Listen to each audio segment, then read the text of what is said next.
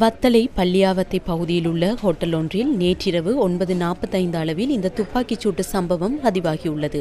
துப்பாக்கிச் சூட்டில் காயமடைந்த பொருளையைச் சேர்ந்த 39 வயதானவர் கொழும்பு தேசிய வைத்தியசாலையில் அனுமதிக்கப்பட்ட பின்னர் உயிரிழந்துள்ளார்.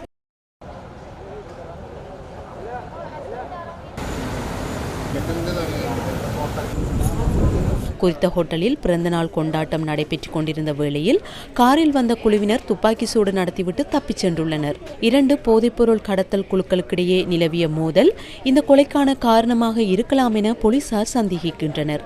துப்பாக்கி பிரயோகம் தொடர்பில் வத்தலை போலீசார் ஆரம்பகட்ட விசாரணைகளை முன்னெடுத்து வருகின்றனர். இதனிடையே ஜாயல அதிவேக வீதி நுழைவாய்க்கு அருகில் கைவிடப்பட்ட நிலையில் கருப்பு நிற கார் ஒன்று கண்டுபிடிக்கப்பட்டுள்ளது. இந்த துப்பாக்கிச் சூட்டு சம்பவத்துடன் தொடர்புடைய சந்தேக நபர்கள் வருகை தந்ததாக சந்தேகிக்கப்படும் கார் இதுவா என்பது குறித்து விசாரணைகள் மேற்கொள்ளப்பட்டு வருகின்றன.